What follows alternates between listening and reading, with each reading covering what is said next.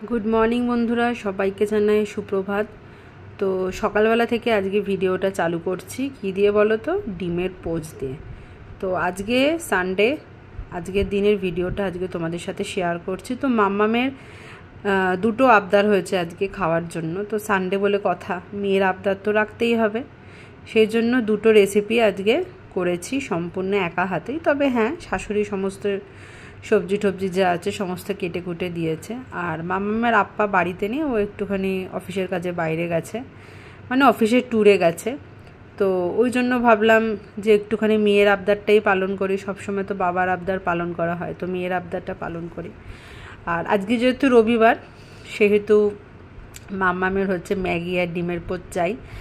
আর ডিমের পোচটা দেখো পুরোপুরি এরম থাকতে হবে, মানে এই যে মাঝখানে যে গোলটা দেখছো সূর্যের মতো, ওটা কোনো মতেই ভাঙলে চলবে না।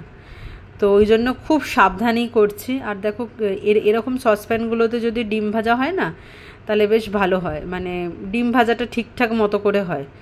ওই জন্য দেখো আস্তে আস্তে করে তুলছি, খুব সাবধানে তুলতে হচ্ছে, কারণ আমাকে বলেছে মা যেন হলুদটা যেন কোনো মতেই ঘেটে না যায়। ওই জন্যই খুব সাবধানে আমি রান্নাটা করছি। কি করব বলো বন্ধুরা, মেয়ের আবদার। সিম্পল দুটোই রান্না খেতে চেয়েছে, তো সেটা দেখার জন্য অবশ্যই তোমাদের ভিডিওটা প্রথম থেকে শেষ পর্যন্ত দেখতে হবে। আর সকালবেলা তো এরকম ম্যাগি আর ডিমের পোচ দিয়ে স্টার্ট করছি, তারপরে দুপুরবেলার কি খাবার সেটাও তোমাদেরকে দেখিয়ে দেবো। মানে হচ্ছে দুপুরবেলা যেটা মেয়ে আবদার করেছে সেটা দেখাতেই হবে। আর সোমবার থেকে তো মাম্মামের অফলাইন ক্লাস চালু হয়ে যাচ্ছে, কারণ অনলাইন ক্লাস শেষ হয়ে গেছে। কারণ ধরো ওদের ক্লাস ছিল, ওদের স্কুলের 5 থেকে উইকলি টেস্ট শুরু হয়। এই সমস্ত পরীক্ষাগুলো তো সব পিছিয়ে পড়ছে, ওই জন্যই ওদেরকে আবার অফলাইন ক্লাস চালু করেছে। কিন্তু টাইমিংটা একটু চেঞ্জ করেছে, অনেকটাই চেঞ্জ করেছে, মানে বাচ্চারা ঘুমোতেও পারবে, ওদের বেশি রোদের তাপও লাগবে না। যেটা 12টা থেকে ছিল সেটা 9:30 থেকে করেছে। আর যেটা মানে ছুটিটা ছিল হচ্ছে 4:30, সেটা করেছে হচ্ছে 12:40। মানে 4-4.5 ঘন্টা, মানে 4.5 ঘন্টার জায়গায় 3.5 ঘন্টা হয়েছে, 1 ঘন্টা হেরফের হয়েছে। আর মাম্মাম তো সকালবেলা উঠে একটুখানি পড়াতে বসিয়েছিলাম, তারপরে ও বসে পড়েছে এখানে আমাদের স্টাডি রুম প্লাস টিভির ঘর বলতেই পারি আমরা। তো এখানে বসে পড়েছে আর শুধু টিভি দেখবে, কি শুধু রিল দেখে, শুধু রিল। মানে এখন বাচ্চারা টিভি খোলার নামেই ওরা রিল দেখবে, আর কিছু ওদের দেখার নেই। তো দেখো কি কি রান্না তোমাদের এক এক করে দেখাই। এখানে দেখো আগের দিন মোটামুটি 1 কিলোর মধ্যে আমি মাংস নিয়ে এসেছিলাম, এর মধ্যে একটু টক দই দিয়েছি। আজকে মাংসটা একটুখানি অন্যরকম করার চেষ্টা করছি। টক দই, জিরে গুঁড়ো, ধনে গুঁড়ো, হলুদ গুঁড়ো, লঙ্কার গুঁড়ো আর অল্প পরিমাণে নুন। আর মাম্মাম আজকে লেগ পিসটা একটুখানি অন্যরকম খাবে বলেছে, কারণ লেগ পিস যেরকম কাটা হয় সেরকম না, ও যাতে হাতেতে একদম লম্বা মতো করে ধরতে পারবে সেরম ধরনের লেগ পিস কেটে এনেছে। ওই দেখো আমি মাখছি, ওই দেখো এই যে এরকম ধরনের ওর লেগ পিস খাবার খুব ইচ্ছে। ওই জন্য এইটা একদম ওকে সামনে দাঁড়িয়ে আমি দোকান থেকে কাটিয়ে নিয়ে এসেছি বাবা, তা নাহলে আবার খেতে চাইবে না। এমনিতে লেগ পিসগুলো তো দেখলে ওরম ধরনের হয়, তবে আমি খুব একটা বেশি চিকেনে জিরের গুঁড়ো ধনের গুঁড়ো দিই না, কিন্তু আজকে একটুখানি অন্যরকম করার চেষ্টা করেছি। আর পেঁয়াজ বাটাও দিই না। তো আজকে 4-5টা মতো পেঁয়াজ কুচিয়ে নিয়েছিলাম, আর 2টো মতো মিডিয়াম সাইজের পেঁয়াজকে বেটে নিয়েছিলাম, তাই একটুখানি কাই ভাবটা হয়েছে। তো চিকেনটাকে এদিকে আমি ম্যারিনেশন করে রাখলাম, কারণ চিকেনটাকে ম্যারিনেশন করে রাখলে তাহলে একটুখানি নুনটাও ভালো ঢুকবে। এই দেখতে পাচ্ছ এই 2টো পেঁয়াজ আমি ঘষে নিয়েছিলাম, আর বাকি যে পেঁয়াজগুলো আছে সেগুলো হচ্ছে, মানে এই যে 2টো পেঁয়াজকে বেটে নিয়েছিলাম, আর বাকি পেঁয়াজগুলোকে হচ্ছে এমনি ঝিরিঝিরি করে কেটে নিয়েছিলাম। এরপরে দেখো কি জোগাড় হচ্ছে। ওদিকে তো চিকেনটা আমি ম্যারিনেশন করে রেখেই দিয়েছি, আর এদিকে হচ্ছে মেয়ের আবদার পোলাও আর চিকেন কষা খাবে। এই জন্য দেখো পোলাওয়ের জন্য তোমরা গোবিন্দভোগ চাল তো খেয়েই থাকো, তবে এরকম বিরিয়ানির যে চালটা বাঁশকাঠির যে চালটা, সে চালটা দিয়ে একবার পোলাও খেয়ে দেখবে, বেশ ঝুরঝুরের মতো হয়, ভালোই হয়। আর পোলাওয়ের চালটা যেহেতু বাটি মেপে করছি, কারণ ওই বাটির মাপেই তো আবার জল দিতে হবে, ওই জন্য দেখো 3.5 বাটি আমি এখানে চাল নিয়ে নিয়েছি, আর তার ডবল আমাকে জল নিতে হবে। আর দেখো এখানে আমি চালটাকে খুব ভালোভাবে ধুয়ে নিচ্ছি, খুব ভালোভাবেই চালটাকে 2বার করে আমি ধুয়ে নিচ্ছি, কারণ চালে তো অনেক পোকা টোকা থাকতে পারে। আর তাছাড়া যে কোনো রান্নাবান্নাই করবার সময় একটুখানি ভালোভাবে ধুয়ে নিলে জিনিসটা পরিষ্কার থাকে আর রান্নাটাও খুব ভালো হয়। তো চলো আজকে আমি পোলাওটা কি করে কি করছি না করছি, কি জিনিস মেশাচ্ছি না মেশাচ্ছি সেটা তোমাদেরকে দেখাই। আর তোমরাও কমেন্ট করে জানাবে যে তোমরা কি পোলাওতে মেশাও না মেশাও। আর এখানে চালটা তো দেখো ভালো করে ধুয়ে নিয়েছি, আর ধুয়ে একটুখানি জল ঝরিয়ে ভালো করেই জলটা ঝরিয়ে নিয়েছিলাম। তারপরে দিয়ে দিয়েছিলাম হচ্ছে পরিমাণ মতো আদা বাটা, যেরকম চাল থাকবে সেরকম আদা বাটা।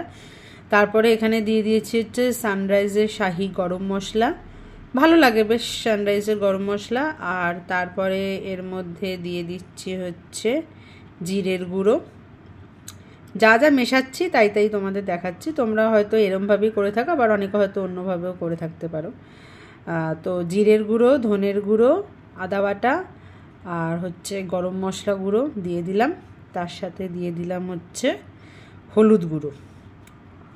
তো এরপরে আমি পরিমাণ মতো নুন দিয়ে দিয়েছি, যেরম ধরো মানে নুনটা অবশ্যই তোমরা তোমাদের স্বাদ মতো দেবে। আর এরপরে দিয়ে দিচ্ছি হচ্ছে ঘি। এই কটা জিনিস দিয়ে খুব ভালোভাবে আমি এখানে চালটাকে হাতের সাহায্যে মাখিয়ে নিচ্ছি। দেখো খুব ভালোভাবে মাখিয়ে নিলাম। যতটা পরিমাণে চাল সেরম পরিমাণে সব উপকরণগুলো দিতে হবে। আর এখানে মাখিয়ে রেখে মোটামুটি আমি এখানে আধ ঘন্টা কি পৌনে 1 ঘন্টা মতো রেখে দিয়েছিলাম, কারণ চালটা রেখে দিয়েছিলাম ভালো করে মাখিয়ে। কারণ চালটাই তো হতে একটুখানি বেশিক্ষণ সময়, মানে খুব একটা বেশিক্ষণ সময় লাগবে না পোলাওটা হতে। এদিকে তো আমি দেখো চিকেনের আলু ভাজতে বসিয়ে দিয়েছি।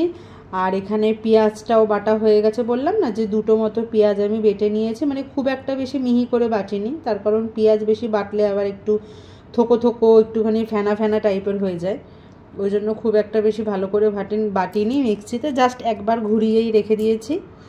আর এরপরে কড়াইয়ের মধ্যে তেল দিয়ে তেজপাতা শুকনো লঙ্কা দিয়ে পেঁয়াজগুলোকে ভালোভাবে ভেজে নিয়েছিলাম।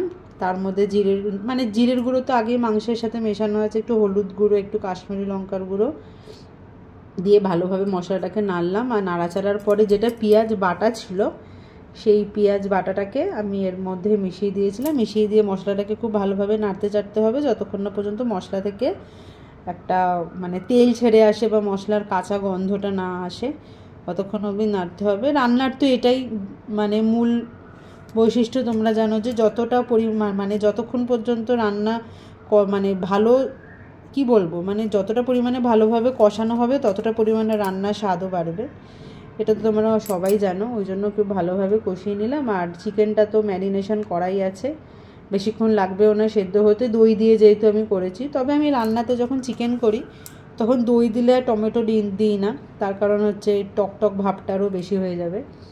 এরপরে দেখো ম্যারিনেশন করা যে চিকেনটা ছিল ওই ম্যারিনেশন করা চিকেনটা আমি মশলার মধ্যে দিয়ে দিলাম। মশলার মধ্যে দিয়ে ভালোভাবে এখানে মশলার সাথে চিকেনটাকে ভালোভাবে মিক্সড করে নিচ্ছি।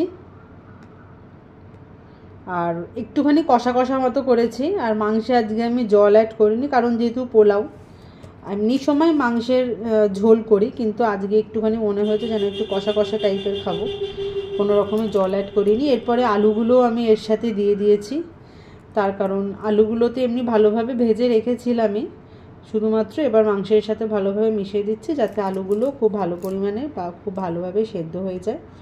তো আজকে সিম্পল 2টো রান্না করেছি, অবশ্যই মেয়ের আবদারে।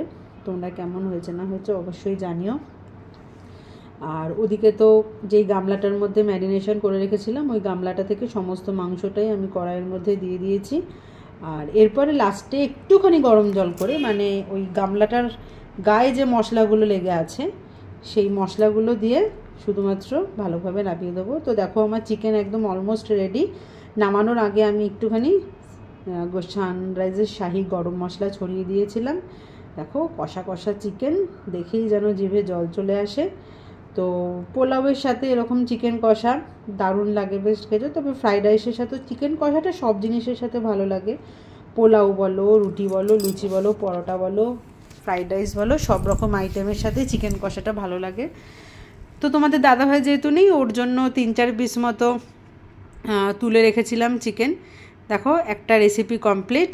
এরপর করে নেবো হচ্ছে পোলাও, আর পোলাওটা বসিয়েও দিয়েছি। দেখো 2টো রেসিপি ব্যাস কমপ্লিট, রবিবারের একদম গরমাগরম খাবার।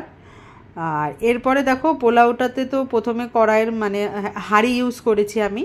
হাঁড়ির মধ্যে গরম মশলা, গোটা গরম মশলা, তারপরে একটা তেজপাতা আর ঘি দিয়ে ভালোভাবে চালটাকে আমি একটুখানি নেড়ে চেড়ে নিয়েছি। তারপরে যতটা বাটি, এই দেখো এই যেই বাটিটা দেখতে পাচ্ছ, এই বাটিটার 3.5 বাটি আমি চাল নিয়েছিলাম, তাহলে এর ডবল হচ্ছে 3.5,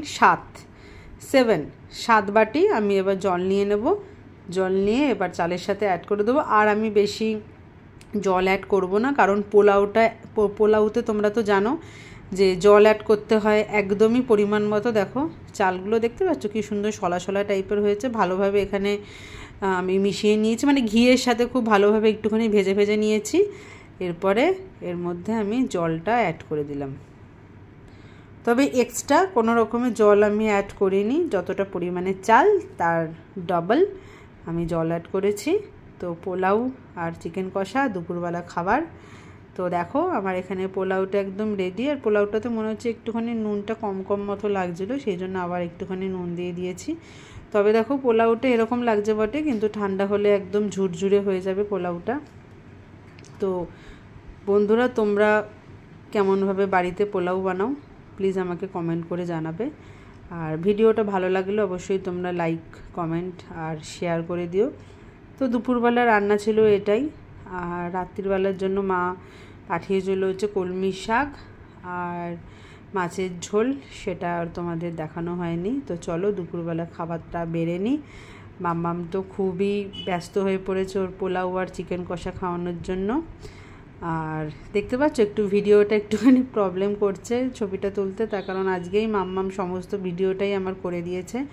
আর হ্যাঁ, পোলাওয়ের মধ্যে আমি কাজু বাদাম আর কিশমিশ দিয়েছিলাম, কিন্তু সত্যি কথা বলতে গেলে আমি কাজু কিশমিশ কোনোটাই খাই না। তবে মাম্মাম কাজুটা খায়, কিশমিশটা খেতে চায় না। আর এলাচ, দারচিনি, লবঙ্গ যে গোটা গরম মশলাগুলো, ওইগুলোই আমি ওর ভাতের থেকে তুলে তুলে নিচ্ছি, তার কারণ ওইগুলো ওর মুখে পড়লে আবার ও খেতে চাইবে না। হ্যাঁ, তবে কাজুটা খায়, কিশমিশটা খায় না, ওই জন্য কিশমিশগুলো রেখে দিলাম।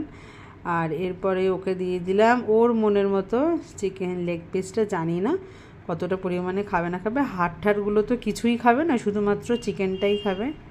তো দুপুরবেলা খাওয়া দাওয়ার পরে একদম চলে এসছে হচ্ছে রাত্রিবেলা, কারণ কালকে থেকেই তো মাম্মামের অফলাইন ক্লাস চালু হয়ে যাবে, তোমাদের আগেই বললাম। এই জন্য ওর বই ঠইগুলো সব রেখে দিয়েছি। আর এদিকে দেখো জামা, মিডি, মোজা, বেল্ট, টাই সমস্তটাই রেখে দিয়েছি। এগুলো সব রেডি করে রেখেছি, তার কারণ সকালবেলা উঠলেই তো আবার 9:30-র মধ্যেই ওদের স্কুল চালু হয়ে যাবে। মোটামুটি আমাকে বাড়ি থেকে 9:45 নাগাদ বেরোতে হবে। আর দেখো ঘরে কাজকর্ম করতে করতে কখন যে 11:30-12টা বেজে যায় কি বলবো। আর এদিকে তো এসি চালিয়ে দিয়েছে, মানে 11:30-র মধ্যে আমার গা হাত পা ধুয়ে চুল টুল বেঁধে আমি একদম ফ্রেশ হয়ে গেছি। আর এরপর কালকে যেই রান্নাগুলো করব সেই রান্নাগুলো, সবজিগুলো সব শাশুড়ি মাকে কাটতে দিয়ে এসেছি। আর ওদিকে তো মাম্মামকে যতক্ষণ না পর্যন্ত বলবো যে টিভি থেকে সরে আয়, ততক্ষণ পর্যন্ত টিভি মোটেই ছাড়বে না। আর কালকে রান্নার জন্য ডাটা, আলু, কুমড়ো, বেগুনের তরকারি সিম্পল রান্না করব। মাম্মামের স্কুলটা এরকম টাইমে যতদিন থাকবে একদম সিম্পল 2টো পদ দিয়ে রান্না ছেড়ে দেবো। এই দেখো সব সবজিগুলো কাটা হয়ে গেছে। আর ডিম সেদ্ধ করে, ডিমের একটু ঝালও করতে পারি, বা আদা, জিরের গুঁড়ো, ধনে গুঁড়ো দিয়ে একটু কাই মতো করতে পারি, সেটা দেখা যাক কালকে কি হবে না হবে। তো ভিডিওটা এইটুখানি। ভিডিওটা ভালো লাগলে অবশ্যই তোমরা চ্যানেলটিকে সাবস্ক্রাইব করে দিও। আর আমার ফেসবুকে একটা নতুন পেজ আছে অনুরাধা ব্যানার্জি নামে, প্লিজ আমার চ্যানেলটিকে ফলো করে দিও। তো আজকের মতো টাটা।